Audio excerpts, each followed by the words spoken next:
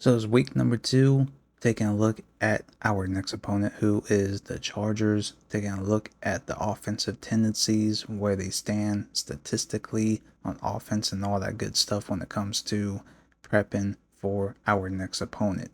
So the Chargers has an 87 overall offense, the third in passing yards, 29th in rushing. Their top offensive threat is Antonio Gates. And then you take a look at their scheme. They have a balanced offense, 36% passing and 64% run. For running, they do a lot of inside zone. So for this particular prepping, I like about in this Madden version, which is Madden 18, is that these literally are the things that stand out when you do spectate in a CPU versus CPU match during coach mode. On the defensive side, they have a 89 overall defense, the 20th ranked in sacks, 20th in interceptions, and their top defensive threat is defensive right end Melvin Ingram. They have an attacking 4-3 scheme, and they like to do a lot of zone blitz and cover 3. So, for this kind of test experimental preparation, I ended up just letting the AI pick the preparation practice that we should do. Usually, I will go based off what is necessary for preparation and practice to getting XP, as well for particular scheme concept plays to run during the game, but you never know what the computer ends up running. So I'm doing this as a experimental test and see how my team does. And what the AI recommended was for our defensive gameplay, we're going to stop the run defense on outside run concepts, even though they like to do 30% most of the runs for inside zones. And you guys are going to see how they end up running it throughout this match. And for our offensive game plan, we're going to run the concept medium pass, which is drive concept plays. And like I said before in the past with Madden 18, this is the only Madden version where this preparation, the concepts, the tendencies literally play out based off what stats are being shown. And you guys are going to see it being done throughout this match against Chargers. So coming into today's match, we're both 1-0 kicking off the season. Last week we did face the Buccaneers, and somehow we end up pulling out a victory in that match. So let's go ahead and take a look at how we're going to do in today's match against the Chargers, and hopefully we come out with another victory. As Chargers do get the ball first, so we're going to see old man Philip Rivers, which coming into this game, he has a total of 364 passing yards, 4 touchdowns, and 3 interceptions so far. So he's kind of like balanced, somewhat good, but somewhat bad at the same time. And right off a rip, he's going to end up connecting to his tight end, which he ends up getting a great cut block by the running back, and the tight end takes it to the crib for the first points of the game and a quick score to kick things off. Not the best of starts coming into this game, but we still have a lot of game left. As we take our first possession of the game, taking a look at Cordell Jones heading into this game, 162 passing yards, no touchdowns, no interceptions just yet. So it's a team performance after we end up getting that first one against the Buccaneers. First play kicks off, we kick it off with a play action fake, and look at who is there to sack us. Their top defensive threat, right defensive end Melvin Ingram. Second and 20, we got good blocking right here. We throw it deep and we get crushed. Great play by the Chargers to bat that ball down and crush our receiver. Third and 25. We got great blocking right here, a lot of time, but nobody gets open. And Cordell Jones just ends up standing there and he takes a sack. And once again, another sack by who else? Melvin Ingram. So we are off to a rough start. Next possession for the Chargers. Play action fake. We send edge heat, but the running back picks him up. Rivers throws it deep, almost gets picked off. So that was a 50-50 ball. Wish we was able to get a turnover right there, but thank God we didn't give up a touchdown. A couple plays later, 3rd and 10, and we end up getting a clutch sack by who else? And that's going to be our defensive end, Cameron Wake. So far, he has been pretty silent, especially coming off last week's win, as our DBs ends up doing work in the Buccaneers match. But in this game so far, Cameron Wake is getting pressure as he should. And that will set up for a decent field goal, and the Chargers ends up knocking it down, so they're up 10-0. We still have plenty of game left as the second quarter kicks off. We get downfield 2nd and 10, and Chargers lays the boom, almost coughing up a turnover and giving Chargers another advantage to extend the lead. And check out this hit, man. At least when you get hit in this game, fumbles do occur properly. And thank God we had a player right there to make a recovery to continue on our drive to hopefully bounce back. So this was a pretty long drive. We hit the 2-minute warning in the second quarter. Cardale Jones puts it right in the money for our receiver to make a play, and that's by Kenny Stills. I can't lie, throughout this match, I was pretty impressed after, a rough start for Cardale Jones, but he picks it up and he was making some impressive passes and decision making throughout this game. Right here, we have a play action rollout, and who else makes a sack? 4 tackles and 3 sacks by Melvin Ingram. 3rd and goal. We need some points. Cardale Jones makes a short pass, and we almost end up getting a touchdown, but we run out of bounds just short. And it's 4th and goal from 1 yard out. We elect to just take the points and kick a simple field goal. So I'm kind of okay with that decision, but I feel like we could have got it. But at the same time, we don't want to risk it. And because of that, our defense steps up. We make a huge hit right here, causing a forced fumble. And we're going to take it back to the crib for a fumble touchdown. And that's what we needed to tie things all up. Our defense once again makes a play. For those that don't know, this year Dolphins had a bunch of young players. So this was a great team to, build as a dynasty over time and see how we do. And so far, these young players are making plays. Anyways, the Chargers still has enough time to get some points before the first half finishes. So the next possession after that turnover, he connects with a deep pass, getting across the 50-yard line down to the 43-yard line.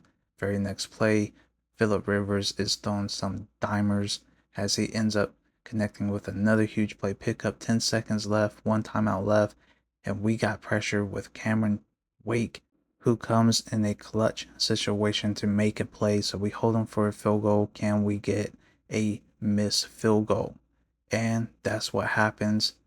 The kick was a tad bit short, so we head into the second half with a great comeback and a tied game. So far, Cardale Jones is getting lit up by their top defensive threat, Melvin Ingram, as you guys see here, just taking a lot of sacks. But Melvin Ingram is that guy, and he's making plays.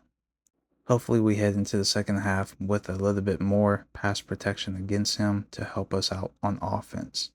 So, a couple plays in, 3rd and 13 as we get first possession, and check it out. Cardale Jones is throwing it deep, and we drop a pass which almost ends up getting picked off during the tip drill. So we go 4 and out. Chargers get their first possession, and it seems like they're going to start running the ball more right here. Melvin Gordon ends up bouncing outside and gets a huge pickup gain through the ground and pound. They give the ball right back to him the next play, up through the middle on an inside zone, gets crushed. But, this is what their game plan is for the scheme Tennessee. 2nd and 4 after that run, play action fake.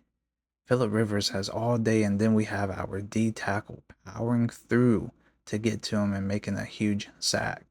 That boy has some major strength on him. So we end up holding them to another field goal. Will he make it this time? And he does make it. So they take a 3-point lead. 4th quarter is underway, and we're kicking things off as we come onto the field. And check this out. Cardale Jones talks with Devontae Parker, our wide receiver, and check out this next play that's going to happen. For the first catch of the game, Cardale Jones is going to connect deep with Devontae Parker. It's like they imagined this and talked this through coming onto the field. He launches it deep, and check it out. Devontae Parker comes down with the grab and ends up scoring with a bang play to kick off the fourth quarter. Like, bro, you cannot script this. You can't make this up in the coach mode simulation. So, I picked up Cordell Jones for moments like this because he has a cannon arm. And check it out. I mean, it shows right here. I picked him up through free agency. For those that don't know, this quarterback played for Ohio State and he has a cannon arm. So that's why I ended up picking him up for a 1 year contract. So, as we take a lead, Chargers get the ball. And Phillip Rivers connects with his trusty tight end, Antonio Gates, for a huge pickup gain. Next play, he ends up connecting with another short yardage pickup that results into a huge pickup gain by the running back. And finally, we end up causing Melvin Gordon to have an injury, and he's out for the remainder of the game. This changes the whole ground game perspective. This is what we definitely needed to happen so it can slow down the ground game. And, hopefully our defense will end up stopping them more from them having to pass the ball. I have more confidence in our pass defense compared to our ground game defense, as right here, our linebacker gets pressure, as once again, our pass defense is very great. We end up causing a sack.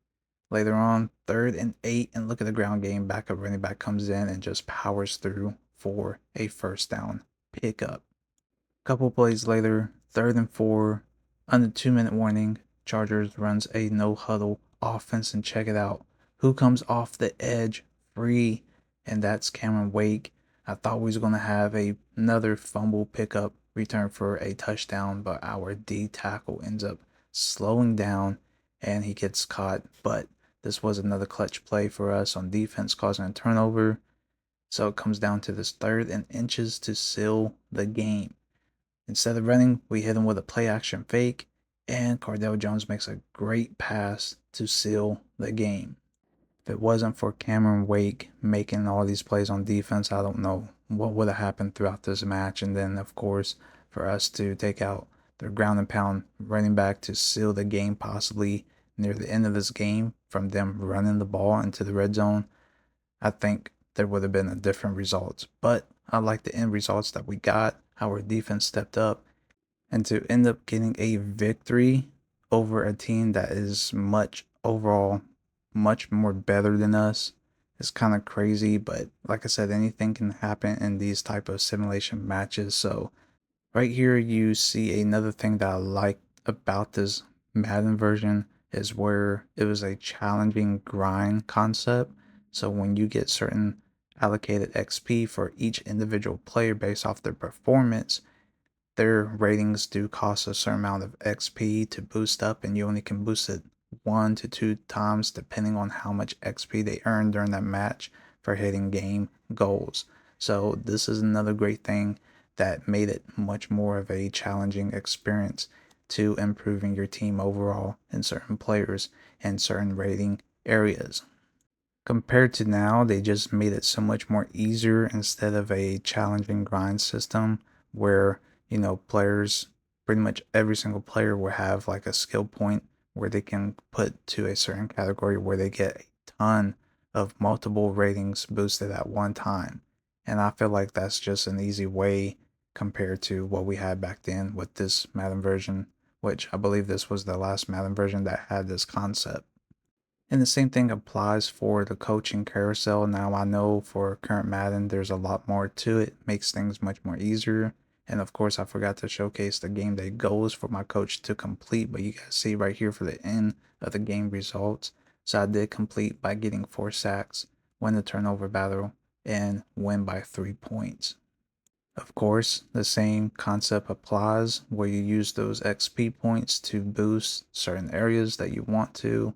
And once again, it's a grind system because everything is expensive. So, like, if I just want for my players in certain areas, like position groups, to have more XP to earn from prepping and practicing, well, you have to purchase that. And there's other areas where you can, of course, get boosts or more XP and things of that sort when it comes to your coaching carousel. Compared to now with current Madden, you just have everything much more easier to gain, and multiple things that you can boost up for players based off ratings and all that stuff, which I think is just a cheesy way to improve for the grind system compared to back then of how we had it. Now, I did want to end up getting, the important positions like quarterback, receiver, line, and all that stuff boosted up to get more XP first, but I'm thinking about waiting until the end of the season so I can have a bunch of XP accumulated before getting these certain things, which will especially help heading into next season and having all this stuff kick in for the preseason improvements. So that's my take on how I'm going to be approaching this. We did have two major injuries in that game, which is our starting linemen, and they're going to be out for the next 5 weeks. We did have our starting quarterback get injured at the beginning of the season and preseason. That's why I picked up Cardell Jones, and he had a dislocated hip, so he's going to be out for 6 weeks. So pretty much, Cardell Jones is going to be our key starter for this franchise. Anyways, let me know what you guys think down below in the comments. Stay tuned for our next week matchup by subscribing. And other than that, I'll see you guys in the next one. Till next time, I'm out. Peace.